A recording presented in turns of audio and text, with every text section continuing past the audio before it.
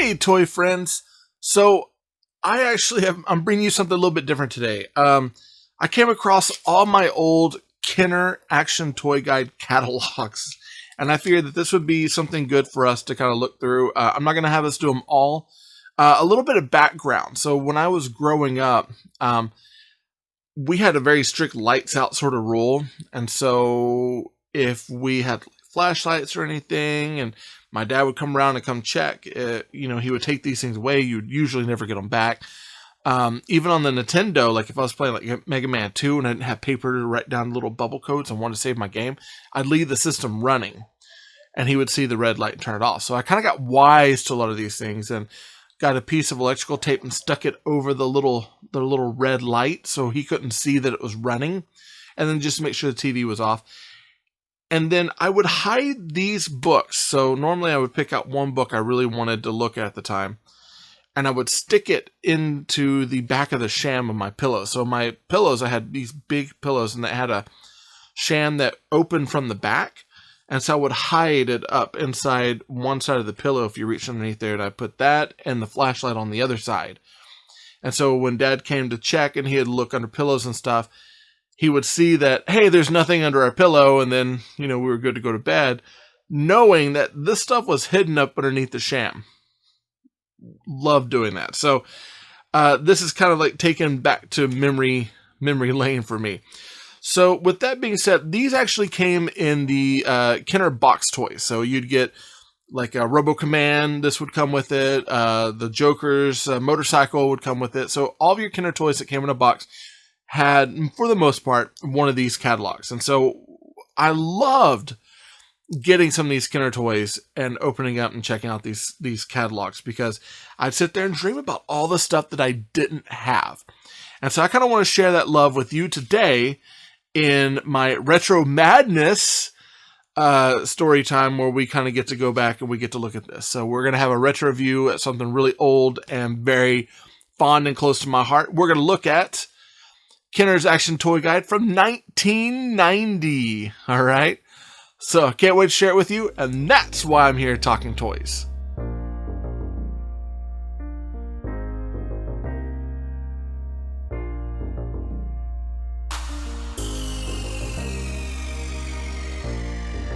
All right, well, we got our book. Oh, look at this. I love it.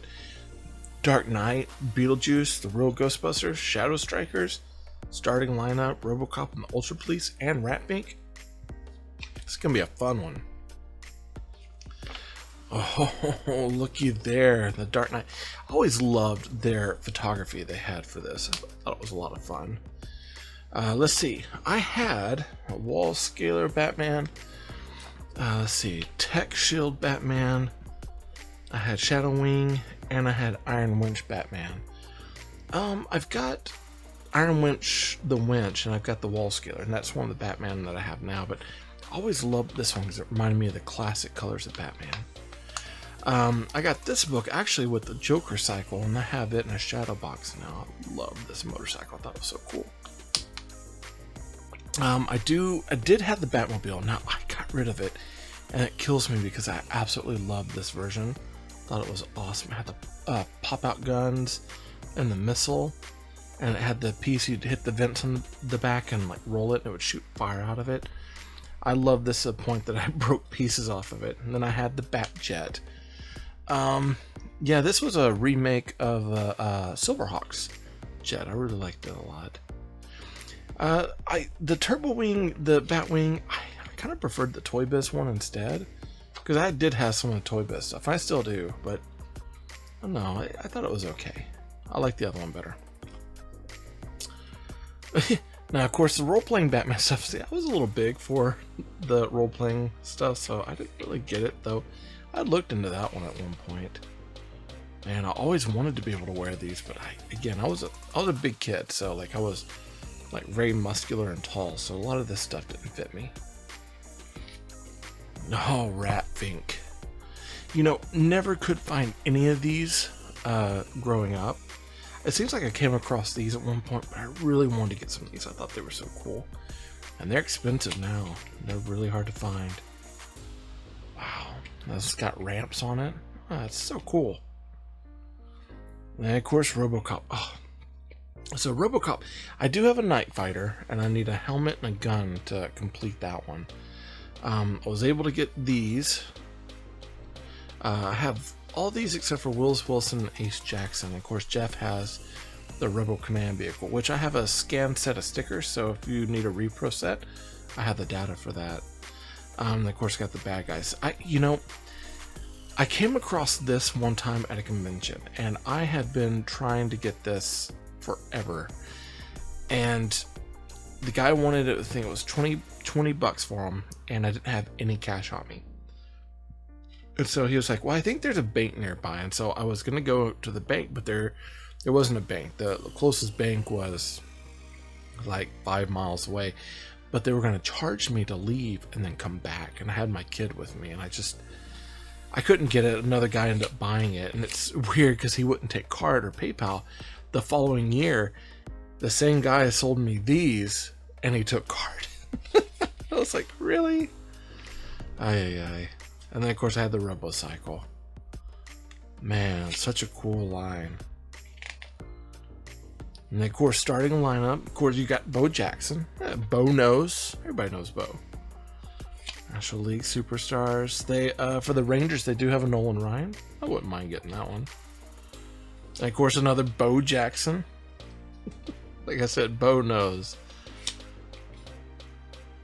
I always, I like having the names here, but it's always tough because sometimes I'd want to see them. And of course, they got the Spurs. They got David Robinson for the Spurs. Of course, the Bulls. Michael Jordan right there. Horace Grant. Larry Bird for the Celtics. Golden State. Yep. And then, of course, the greats and the legends. Beetlejuice was my jam. I loved this. Like this line, and I used to love these pages. Now I have the Spinhead Beetlejuice, Shish Kebab, Showtime. But growing up, I had those three, and then I had Exploding Beetlejuice and Shipwreck Beetlejuice. And I'm still trying to get a hold of these two. I just kind of want the Beetlejuices. Came across Otho, but he was missing his pop-off head and the dragon, and the guy kind of wanted a little too much for it. Yeah, that was so cool. Did have the vaults, Vanishing Vault. Still kind of looking for one. And then I had these two, and I wore this so much I wore it out. I basically broke the plunger where the snakes couldn't come up anymore. And this thing, I wouldn't mind having this again. This would be like a good display piece for me because it's like a casino thing. You put on your wrist and you pull the trigger and it tells you how gross you are. Yeah, I love that. And of course, Shadow Strikers. I never could find these as a kid. I remember looking at them kind of thinking that they were cool, but never could really find them. When we did the podcast for Talking Toys with Taylor and Jeff, and we did the Shadow Striker episode, I think the Dust Devil was in like my top 10 or the one that got away, and that's probably the coolest one in my opinion. Alright, the real Ghostbusters. These were the slime ones. Now, I prefer the original run, which is why I kind of like the retro Ghostbusters that are out now. But these, like, you'd spray them with cold water and they'd have slime stains that popped up. And the Winston one out of this is hilarious because his head folds down, his chest opens, and it's like an elongated Winston face with his tongue out. These remind me of like Ecto Containment Unit suits. Of course, I love the classic monsters. The Fearsome Flesh. I know Jeff has got a couple of those. Really cool stuff. My friend Steven had the Ecto 1 when we were kids, and I loved playing with that thing. I thought it was so much fun. So cool. Yeah, so out of the role-playing, like, I always wanted the Charger Pack and the Ghost Trap. Because I wanted to feel like a real Ghostbuster. So it's like, those two, it's like, yeah, I definitely want those. And then, of course, the Proton Pack. Who didn't want the Proton Pack? Ruby's has one, life-size Halloween one that lights up. I want to get it and put it with my PKE meter. It'd be so cool. Kind of like that thing, too. Yeah, that's awesome. So, that's it. That's a pretty cool book. I love these things, and I'll bring you more down the road, and as I get more, maybe this is something we can do, like maybe once a month. We can look at one of these. I've got 6 of them now. Three of them are from some of my favorite toy years. So, 90, 91, 92. We got a lot of the 90s properties. So with that one, I mean, it's such a cool line. The Dark Knight, Batman, Beetlejuice here, the real Ghostbusters, Robocop. I mean, a lot of these I had, and I was trying to pick out which one was my absolute favorite line, and it's so hard to pinpoint which one. I remember there were things that I really wanted, things that, I still want now. Like the Dark Knight collection was so good, and I love the photography on it. Rat Fink, I still have never been able to get a hold of a Rat Fink toy, and I love these things, but they're kind of pricey online. Something to keep in mind. Robocop, and I've got most of the Robocop run. Though my best buddy Jeff, he does have the Robo Command vehicle, and I really want to get it from him because I really want that toy.